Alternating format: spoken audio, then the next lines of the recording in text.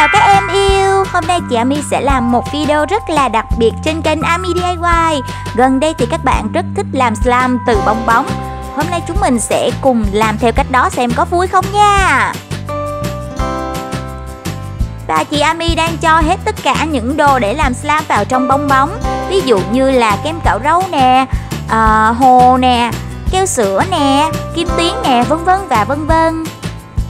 Cách mà chúng ta cho vào cũng rất là đơn giản. Chúng ta chỉ việc dùng cái đầu của keo sữa hay là kem cạo râu gì đó, chúng ta cho vào bên trong bong bóng thôi. Nhưng mà cũng phải cẩn thận một chút, kẻo là nó văng lên láng ra ngoài đó nha. Sau khi làm xong chúng ta sẽ cột đầu bong bóng lại. Và tiếp theo chị Ami sẽ sử dụng một cây viết lông màu đen. Và chị sẽ ghi cái tên dung dịch mà chúng ta đã bỏ vào trong bong bóng.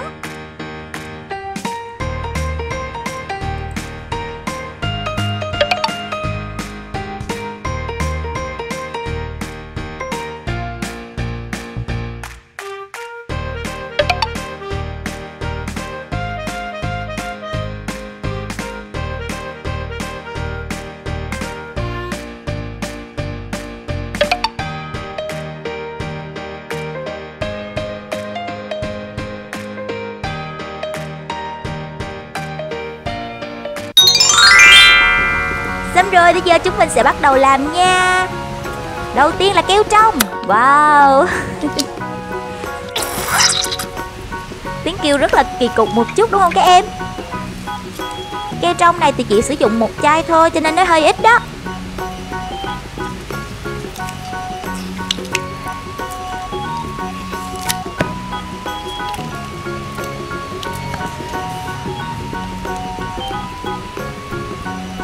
Rồi chúng ta sẽ bóp hết những cái keo trong ở trong bong bóng ra nha.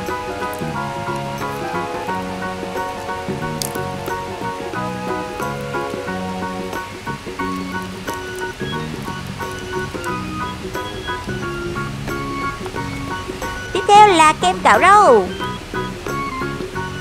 Chúng ta cùng cắt nào. Wow. Chị Ami sẽ quay chậm lại phần này cho các em xem nha. Lúc này thì kem cạo râu rơi vãi khắp nơi. Rơi cả trên bàn và dưới sàn nhà của chị Ami luôn. Cái lực của bong bóng này khá là mạnh.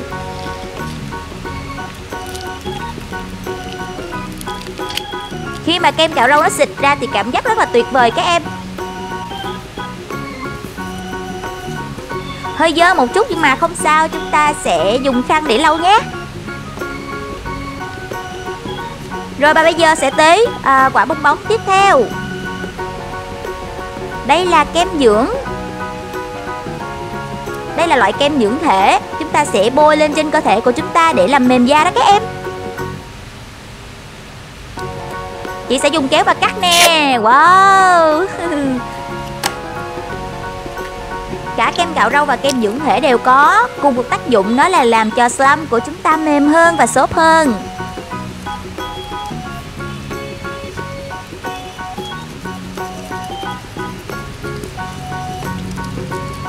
Tiếp theo là nước màu. Cắt ra nào. Wow. Chị chỉ cắt một lỗ nhỏ thôi và nước nó đã xịt ra ngoài như thế này nè các em.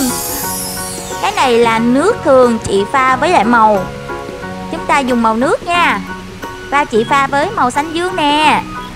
Chị cũng đã cho vào một cái trái bóng màu xanh dương luôn.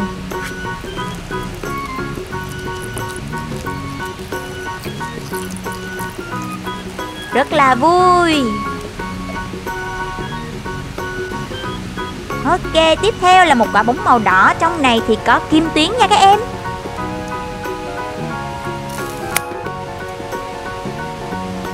Chị sẽ cắt cái lỗ này rộng ra một chút để kim tuyến có thể ra ngoài. Wow, rất là nhiều kim tuyến nha. Kim tuyến này thì có màu trắng và màu xanh. Có cả những hạt nhỏ và những hạt to nữa. Rất là đẹp. Lại một quả bóng màu cam có ghi chữ kem cạo râu nữa các em ạ. Wow, Chị rất là thích cắt những quả bóng có kem cạo râu. Khi cắt quả bóng thì bung ra rất là đẹp. Còn đây là dung dịch rơ miệng của chúng ta. Chất này sẽ làm cho slime đông đặc lại. Cắt một lỗ nhỏ thôi nha. Và chúng ta sẽ cho từ từ vào slime.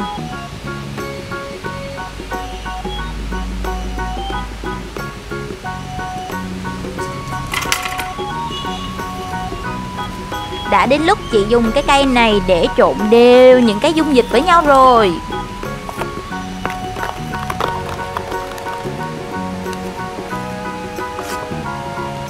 Rất là mềm và xốp. Hôm nay thì chị sử dụng một cái tô nhựa thật là lớn luôn.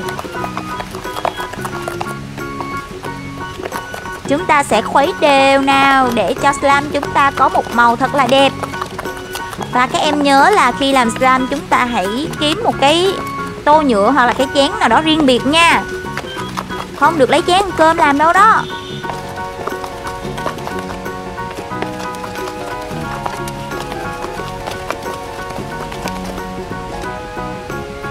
Bước này thì cũng sẽ như những bước làm slime bình thường. Chúng ta sẽ cho từ từ nước rơ miệng vào.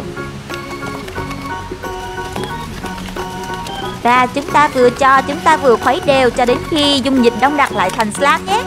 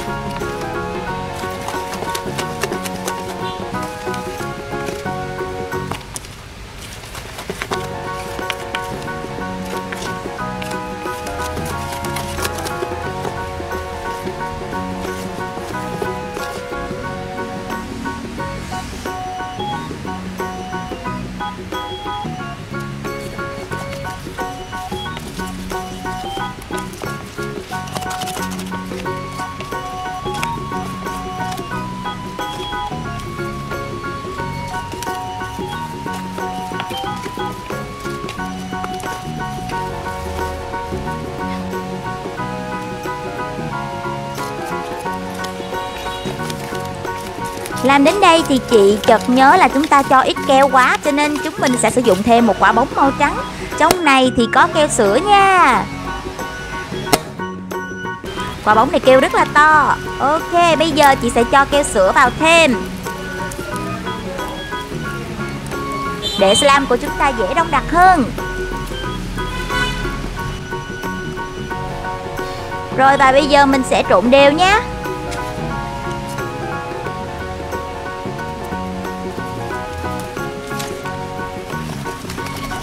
Đó, slime của chúng ta đã thành công rồi các em ơi.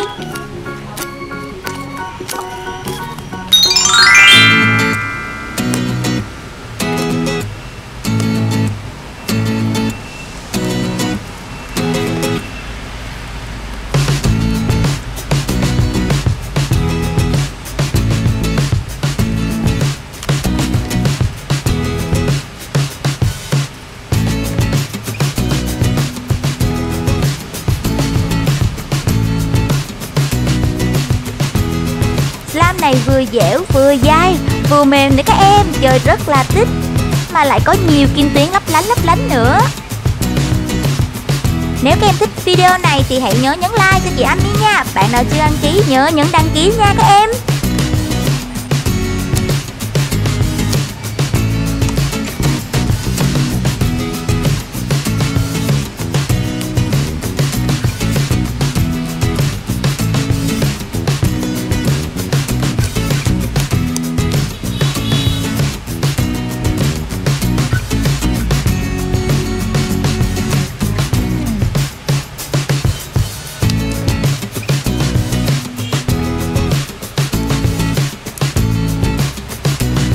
Bây giờ chị xin giới thiệu với các em phần quà mini game trong video này. Đó chính là bộ bàn tay xinh số 13. Chúng ta sẽ làm được một cái hộp viết Hello Kitty, một cái ví nhỏ như thế này, một cái ví lớn nữa nha. Và chúng ta có màu hồng rất là dễ thương. Chị Ami chúc các em may mắn, và nếu muốn tham gia mini game thì hãy nhớ làm theo các bước sau nhé. đăng ký kênh, nhấp vào 5 đường link ở phần mô tả và bình luận email hoặc Facebook. Cảm ơn các em, còn bây giờ xin chào tạm biệt và hẹn gặp lại các em trong video sau nhé.